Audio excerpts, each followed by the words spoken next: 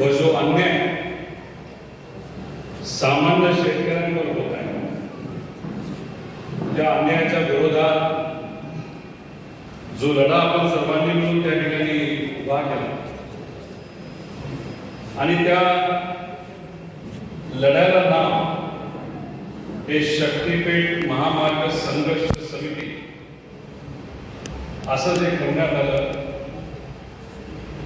इथं एक संवादाचा कार्यक्रम ठेवला. खरं तर कोल्हापूरला जात असताना मला आपल्यातील काही पदाधिकाऱ्यांचे फोन आले आणि त्यांनी सांगितलं की इथे अनेक मोठे नेते येणार तुमच्या या संघर्षाला पाठिंबा देण्यासाठी.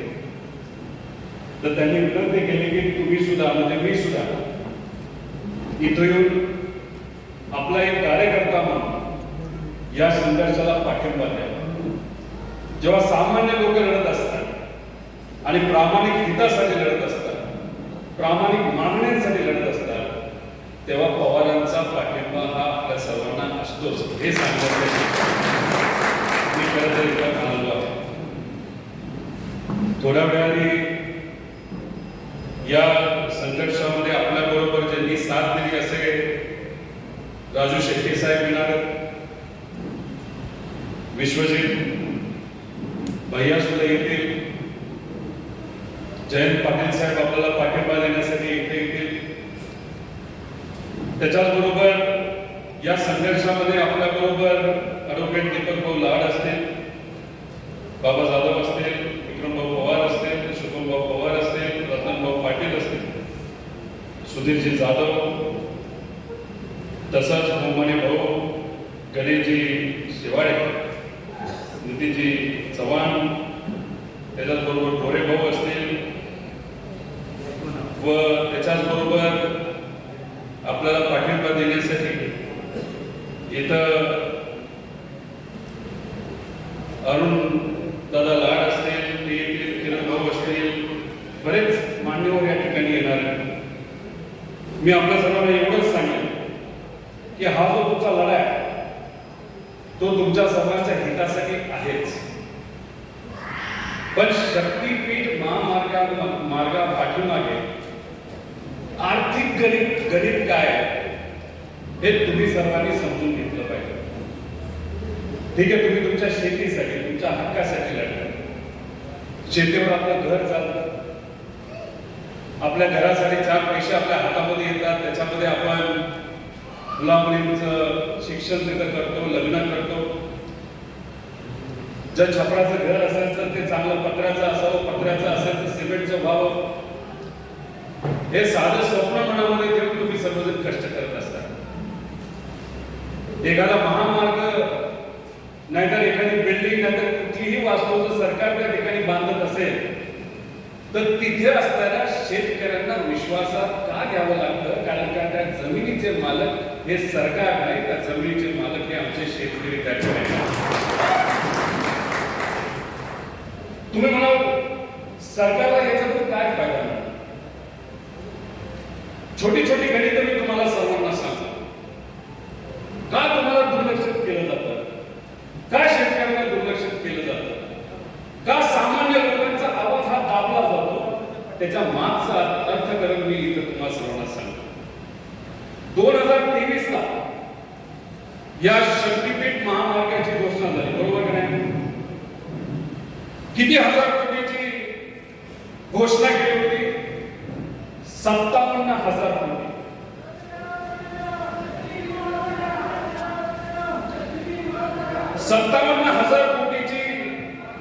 कोटीचा खर्च होईल असं त्या ठिकाणी सांगण्यात आलं. आणि त्यानंतर आखणी जेव्हा केली या रस्त्याची, ही आखणी केल्यानंतर 57,000 कोटीवर हा रस्ता कितीवर गेला? तर हा 86,000 कोटीवर गेला. म्हणजे सुरुवातीला 56,000, आता 86,000 आणि आताच नव्याने किती हजार कोटी वाढ केली? 15,000 कोटी रुपये वाढ केली. म्हणजे हा जो रस्ता आहे तो किती हजार कोटीवर गेला तर 1,00,000 कोटी रुपयावर हा रस्ता गेलेला आहे. सुरुवात कितीवर झाली? 56,000. आणि आता हा एस्टिमेट किती लाखावर गेले? 1,01,000 कोटी रुपये. आता सरकार तुम्हाला काय सांगणार? सरकार सांगणार की पूर्वी आम्ही जे काही नियोजन केलं होतं ते 806 किलोमीटरचं होतं आणि आता आम्ही त्याच्यामध्ये काही किलोमीटर वाढवलेलं आहे. म्हणजे 806 वरून 856 कोटीवर घेऊन गेलो. म्हणजे 40 किलोमीटर हे त्यांनी वाढवलं असं तुम्हाला सांगते. पण याचा आकडा जर बघितला, जेव्हा 86,000 कोटी रुपये या प्रोजेक्टची किंमत होती, 806 किलोमीटर होतं, तेव्हा प्रति किलोमीटर 106 कोटी रुपये लागणार होते. आणि आता ह्यांनी 1,01,000 कोटीवर मिळून 856 किलोमीटरचा रस्ता केला. प्रति किलोमीटर हा रस्ता कितीवर गेला? 117 कोटी रुपये. मग याच्यामध्ये आम्ही शेतकऱ्याला अजून 2 पट पैसे देऊ, अजून 4 पट पैसे देऊ, अजून 5 पट पैसे देऊ असं सांगितलं का? सांगितलं का असं? शेतकऱ्यांबद्दल काय सांगितलं? शेतकऱ्यांबद्दल एक सुद्धा शब्द त्यांनी काढला नाही. फक्त खर्च वाढवत चालले. खर्च का वाढवत चालले? कारण का त्यांना त्याच्यातून मलिदा खायचा आहे. काय खायचा आहे? मलिदा खायचा. हा मलिदा किती हजार कोटीचा माहितीये? हा मलिदा आहे 30,000 कोटी रुपयाचा. आणि तुम्हाला माहिती मी कधी पुराव्याशिवाय बोलत नाही. पुरावा असल्याशिवाय मी कधी त्या ठिकाणी बोलत नाही. आणि याबद्दल शक्तीपीठ मार्गाबद्दल ज्या पद्धतीने याच्यामध्ये भ्रष्टाचार होणार आहे आणि इथं असणाऱ्या शेतकऱ्यांवर जो अन्याय केला जाणार आहे, अधिवेशनात अनेक वेळा हा मुद्दा आम्ही मांडला. आणि 1,00,000 कोटीवर हा विषय थांबणार नाही. हा विषय जाणार आहे 1,25,000 कोटीवर. पण तेव्हा तिथं असणाऱ्या शेतकऱ्याला मोबदला देण्याबद्दल एक सुद्धा शब्द हे सरकार तिथं काढणार नाही. हे तुमच्यावर अन्याय करणारच आहे, तुमची जागा घेणारच आहे.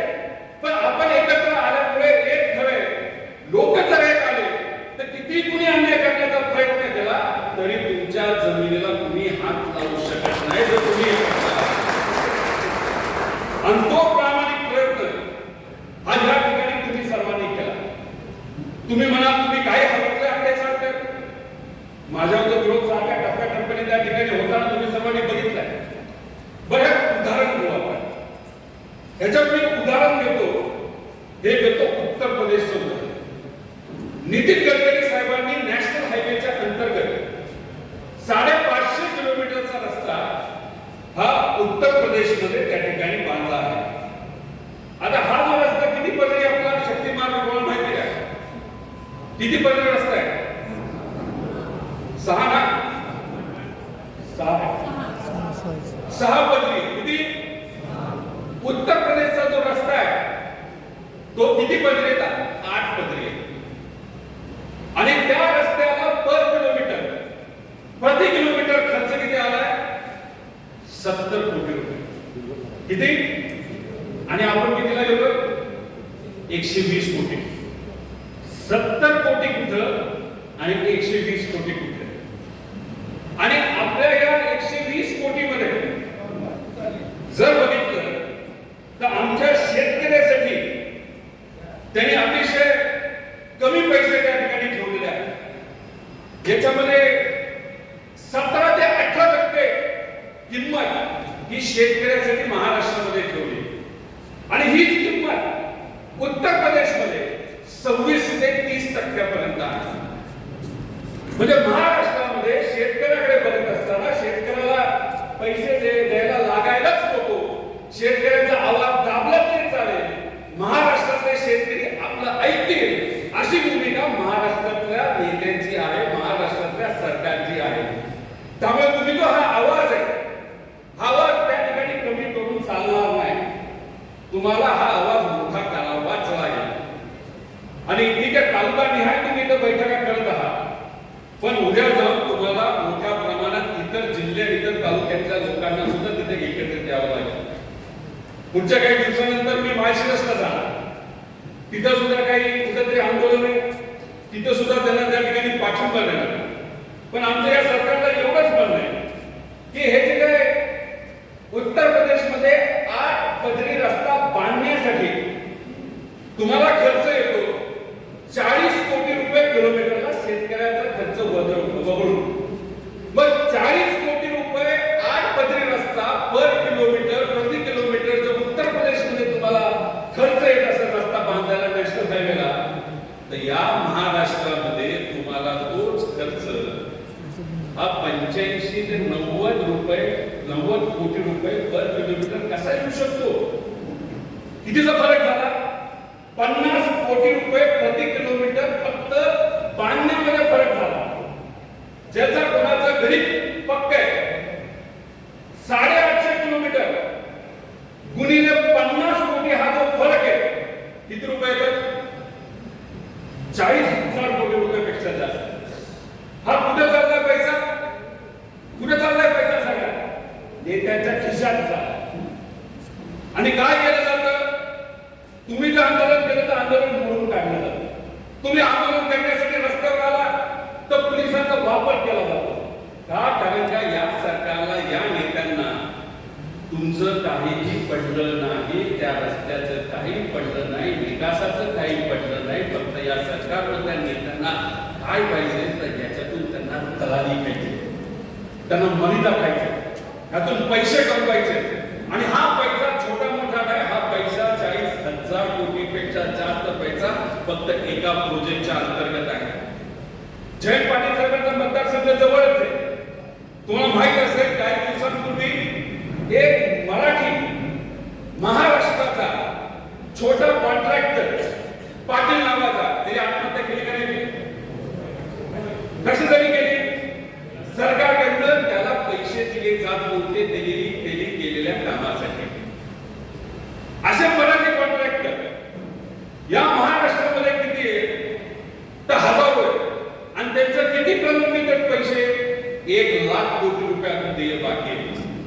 पण हे जे रस्ते, हे जे मोठे मोठे 1-1 लाख 50-50 60-60 हजार कोटीचे जे रस्ते, ती सगळी कामं जर कोणाला देत असतील तर गुजरातच्या कॉन्ट्रॅक्टरला दिली जातात, आंध्र प्रदेशच्या कॉन्ट्रॅक्टरला दिली जातात. आणि इथं फक्त आपलं काय केलं जातं तर आपल्याला फक्त गाजर टाकलं जातं. त्यामुळे हा तुमचा जो लढा आहे हा तुमच्या जमिनीसाठी, तुमच्या हक्कासाठी आहे. पण हा लढा तुम्ही लक्षात घ्या, या महाराष्ट्रातल्या सामान्य लोकांनी घामाने जो पैसा टॅक्सच्या स्वरूपात या सरकारला दिला, या तिजोरीमध्ये दिला आहे, त्याच्यामध्ये हे जे दल्ल मारण्याचा प्रयत्न हे सरकार करत आहे, त्याच्यासाठी सुद्धा तुम्ही लढत आहात. त्यामुळे तुमचा लढा फक्त शेतीसाठी नसून तुमचा लढा हा भ्रष्टाचाराच्या विरोधात सुद्धा त्या ठिकाणी आहे.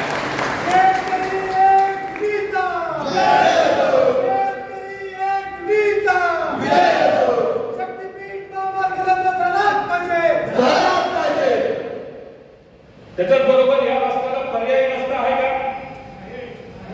तुम्ही कधी समृद्धी महामार्गावर गेलाय का? चुकून एखादा ट्रक आणि गाडी दिसली तर म्हणजे आहे तो रस्ता असताना आम्ही इन्फ्रास्ट्रक्चरच्या विरोधात नाही, चांगले रस्ते असावेत असं आमचं मत आहे.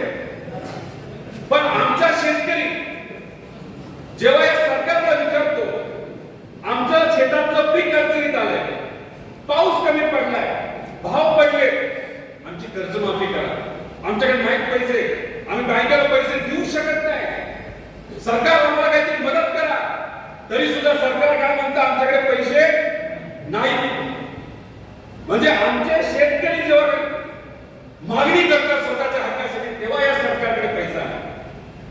आमच्या या शेतकऱ्याची, मजुराची मुलं जेव्हा चांगल्या कॉलेजमध्ये जाण्यासाठी त्यांना स्कॉलरशिप पाहिजे आणि ती स्कॉलरशिप वेळेवर येत नाही, तेव्हा सुद्धा सरकार म्हणतात पैसे नाही, कर्जमाफी करायला पैसे नाही, या मराठी कॉन्ट्रॅक्टरला द्यायला पैसे नाही. पण नाही, यांना हे मोठे प्रोजेक्ट करायचे, यातून पैसा खायचा आणि तोच इलेक्शन मध्ये वापरून परत त्यांना त्या ठिकाणी सत्तेत द्यायचं. या शक्तीपीठ मार्गाला पर्याय आहे. तुम्ही जर बघितलं तर हा